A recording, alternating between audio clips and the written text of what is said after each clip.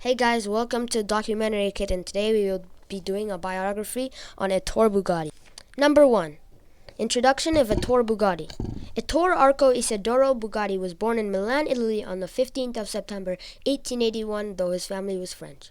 He grew up with an artistic family. The elder son of Carlo Bugatti, his father, an important artist in furniture and jewelry. Part 2. Who started it all? Ettore Bugatti was a German, then French, manufacturer of high-performance automobiles.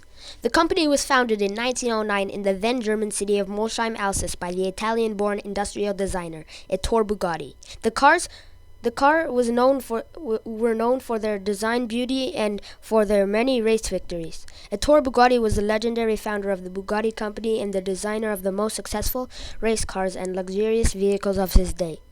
He was one of the major pioneers of both automotive and engineering, and the tradition of motorsports remains famous to this day for its visionary designs. Part 3.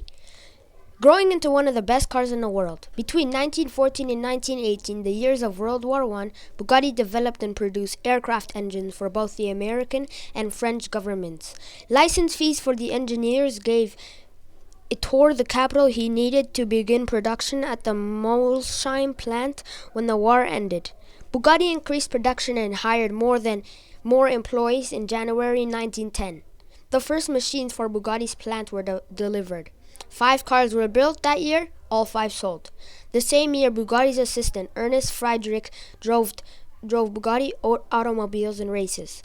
This was just the beginning of the legendary Bugatti car. Part 4. The strike. Ettore Bugatti's world was changed forever in 1936. His employees wanted better working conditions and an increase in pay.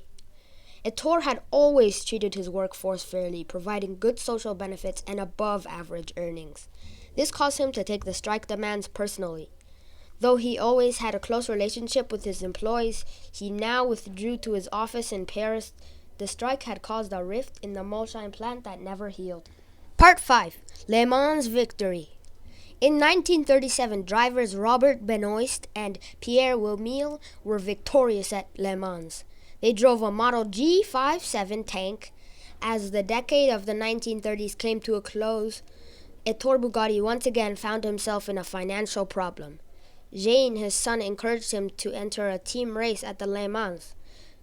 Driver Pierre Wilmille and Pierre Veyron shared a Bugatti car with a 57 series base frame that had a compressor.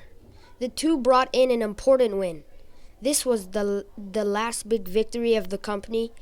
Ettore Bugatti's son died in a drive test on August 11, 1939, after attempting to swerve past a cyclist. Within a few days, World War I broke out. Part 6. Post-war. When World War I ended, a few weak attempts were made to relieve production at the Molsheim factory. Because financial problems, Bugatti was unable to produce any new automobiles. Part 7.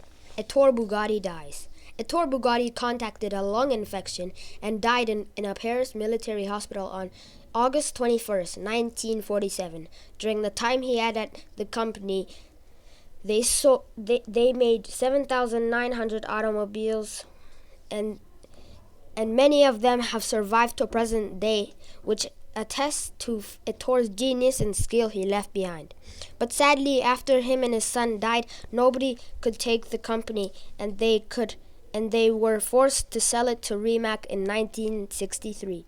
Ettore left behind a legacy of great contributions in the history of the automobile.